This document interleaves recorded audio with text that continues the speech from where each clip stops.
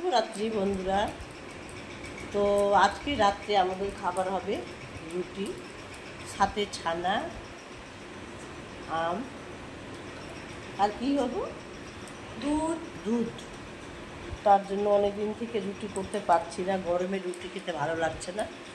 আর আজকে আমার শরীরটাও তো দুদিন ধরে একটু খারাপ বুঝতেই পারছেন বন্ধুরা। শরীর দেখেই মনে হচ্ছে। তো বৌমা বললো, মা আমি আটাটা মেখে দিই। তো আমার বৌমা দেখেন কত ভালো, ছেলেকে পড়াতে বসেছে বন্ধুরা। দেখেন আমাকে কত ভালোবাসে, যে রুটিটা দেখে করে দিচ্ছে, আমি আস্তে আস্তে করবো, বেলে শিখবো একটু বড়। তো বললাম যে বৌমা মাখো, ওই যে দেখুন গোল করে দিচ্ছি। আমার বৌমা খুব ভালো। ঠিক আছে বন্ধুরা, দেখতে থাকো রুটিটা করা। ও মেখে দিবে, আমি রুটিটা চেয়ে বন্ধুরা। আটাগুলো লই করা হয়ে গেছে আর রুটি করার জন্য তৈরি।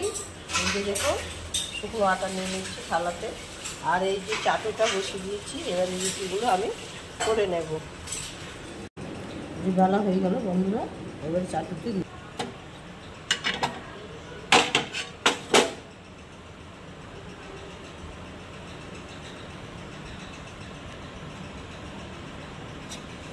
একদম ফুলে গেল বন্ধুরা রুটিটা। এইভাবে সবগুলো বন্ধুরা, আমার বিয়ে হয়েছে খুব ছোটোবেলায়। আমি ক্লাস 10-এ যখন টেস্ট পরীক্ষা দিচ্ছিলাম, তখন আমার বিয়ে হয়েছে। তখন আমার বয়স ছিল 17 বছর। তখন আমার মা ছিলেন না, মা মারা গেছেন ছোটোবেলায়। বাবা ছিলেন, বাবার মিষ্টির দোকান ছিল। আর আমি ঠাকুমার কাছে থাকতাম, ঠাকুমাই দেখাশোনা করতো।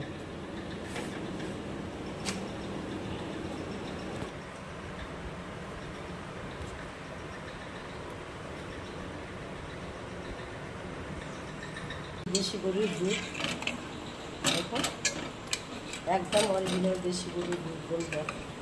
এখানে ভালো দুধ পাওয়া যায় না শহরে, এটা গ্রাম থেকে নিয়ে আসে আমার বৌমা, 60 টাকা কিলো করে। দুধটা অরিজিনাল, এত সুন্দর টেস্ট, সরও মোটা করে, ঘিও হয়। আম, এই যে আমার কর্তা বউ বসে গেছে, রুটি, আম, ছানা, আর আমার সোনা দাদাও এখন বসবে, আর আমার সিঁড়িকেও বসে গেছে। দুধটা লাস্টে খাবে বন্ধুরা। আমের সিজন তো শেষ, খেয়ে শেষ করি আম, আর তো পাওয়া যাবে না। এই যে আমার সিঁড়িকেও বসে শুরু করে দিয়েছে খাওয়া বন্ধুরা। আজকে অনেকদিন তো রুটি হয়েছে, রুটি গরমে করতে পারছিলাম। রুটি খেতে ভালো লাগে, ওই জন্য রুটিটাই বেশি হয়। ওকে খেতে দিল আমার বৌমা, আমার সোনা দাদার খাবারটা রেখে একটা রুটি নিয়েছে আর দুধ